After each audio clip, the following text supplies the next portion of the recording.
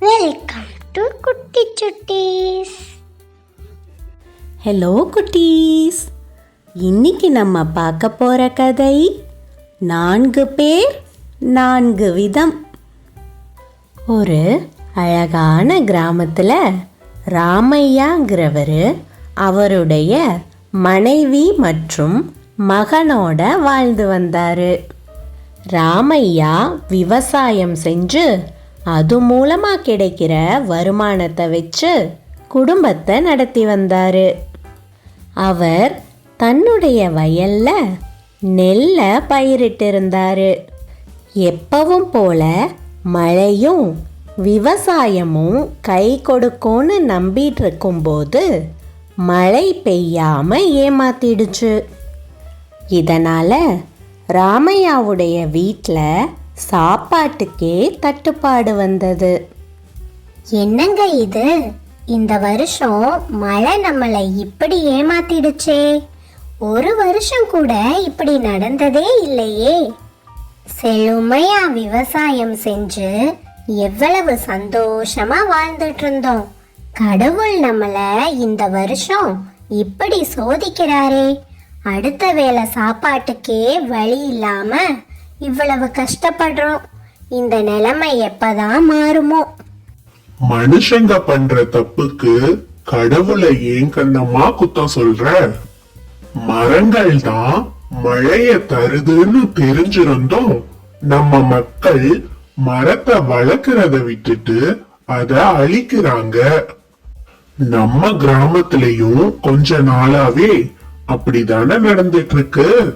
மரங்கள் எல்லாத்தையும் விறகுக்காக வெட்டி காசுக்காக வித்துட்டு இருக்கிறாங்க.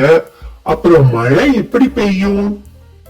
அப்புறம் விவசாயம் எப்படி செழிக்கும்? நானும் ஊர்க்காரவங்க கிட்ட எல்லாம் மரத்தை வளங்கன்னு சொல்லிக்கிட்டே தான் இருக்கிறேன்.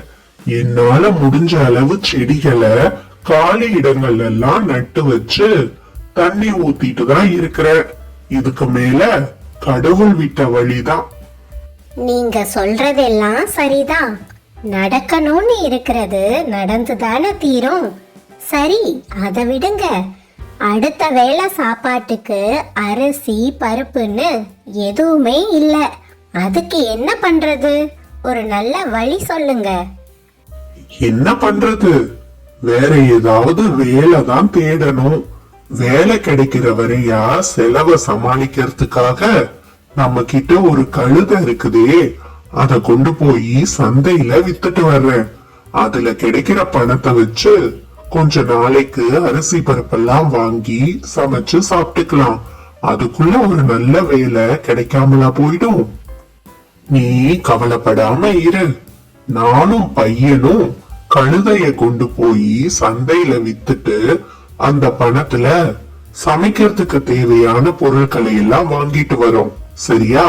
போயிட்டு வர்றோம் அப்படின்னு சொல்லிட்டு ராமையாவும் அவருடைய பையனும் கழுதைய கூட்டிட்டு சந்தைக்கு புறப்பட்டு போனாங்க. சந்தைக்கு போற வழியில ஊர்க்காரர் ஒருத்தர் வந்தாரு. அவரு ராமையாவை பார்த்து இப்படி சொன்னாரு. ஏய்யா, கழுத பொதி எதுவும் இல்லாம சும்மாதானே நடந்து வருது. உங்க 2 பேர்ல யாராவது ஒருத்தங்க அந்த கழுத மேல உட்கார்ந்து போக வேண்டியது தானே அப்படின்னு சொன்னதும் ராமையாவுக்கு அவர் சொன்னது சரின்னு பட்டது. உடனே அவர் தன் மகன் கிட்ட இப்படி சொன்னாரு. தம்பி, அந்த ஆளு சொன்னது சரிதான். கழுத சும்மாதானே நடந்து வருது. நீ அது மேல ஏறி உட்கார்ந்துக்கோ, நான் நடந்து வர்றேன் அப்படின்னு சொல்லி தன் பையனை கழுத மேல உட்கார வச்சுட்டு ராமையா நடந்து போனாரு. அப்போ அந்த கிராமத்தை சேர்ந்த இன்னொரு ஆள் வந்தாரு. அவரு ராமையாவுடைய பையனை பார்த்து இப்படி சொன்னாரு. ஏன்பா தம்பி, உனக்கு நல்லா ஓடி ஆடி திரியிற வயசு தானே? இந்த வயசுல நீ நடந்து போகாம கழுத மேல உட்கார்ந்துக்கிட்டு இந்த பெரியவரை போய் நடக்க வச்சு கூட்டிட்டு போறியே, இது சரியா? அப்பா, அந்த ஆள் சொன்னதை கேட்டீங்களா? நீங்க தானே என்ன கழுத மேல உட்கார்ந்து வர சொன்னீங்க. அவர் என்னடான்னா என்ன திட்டிட்டு போறாரு. நான் ஒன்னும் கழுத மேல உட்கார்ல, நீங்களே உட்கார்ந்து வாங்க, நான் நடந்து வர்றேன் அப்படின்னு சொல்லிட்டு ராமையாவுடைய பையன் நடந்து வந்தான். ராமையா கழுத மேல உட்கார்ந்து வந்தாரு. அப்போ எதிரில் இன்னொரு ஆள் வந்தாரு. அவரு ராமையாவை பார்த்து இப்படி சொன்னாரு. ஏயா, இவ்ளோ பெரிய மனுஷனா இருக்கிறீங்களே, நீங்க கழுத மேல உட்கார்ந்துட்டு இந்த சின்ன பையனை நடக்க வச்சு கூட்டிட்டு போறீங்களே. ச்சே, இந்த காலத்துல சரி எது தப்பு எதுன்னே யாருக்கும் தெரியறதில்ல. என்னதான் பண்றதோ அப்படின்னு சொல்லிட்டு அந்த ஆள் போயிட்டாரு. உடனே ராமையா, என்னடா இது, இந்த ஆளு இப்படி சொல்லிட்டு போறாரு.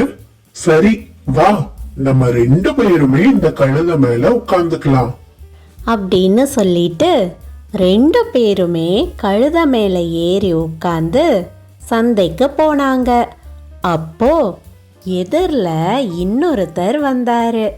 அவரு ராமையா கிட்ட இப்படி சொன்னாரு. ஏன்பா, உங்களுக்கெல்லாம் கொஞ்சம் கூட மனசாட்சியே இல்லையா?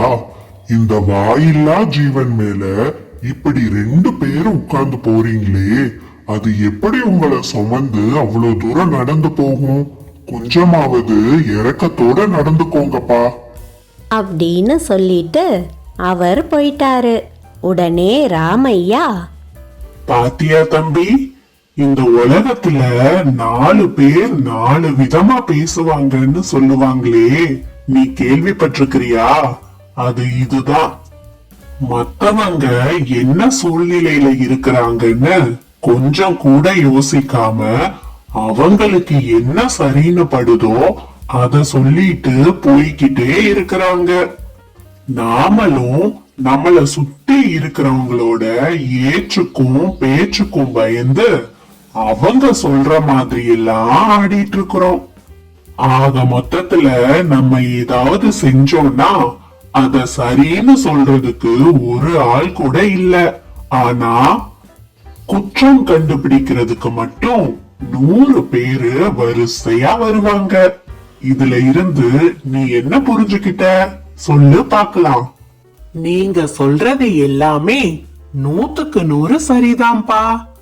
என்ன பொறுத்தவரைய நம்ம மனசாட்சிக்கு சரின்னு படுறத நாம செஞ்சுட்டு போய்கிட்டே இருக்கணும்.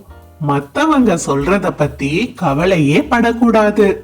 மத்தவங்களோட ஏச்சுக்கும் பேச்சுக்கும் பயந்து அவங்க சொல்ற மாதிரி எல்லாம் நடந்தோம்னா கடைசி வரைய நாம அப்படியே வாழ வேண்டியதுதான்.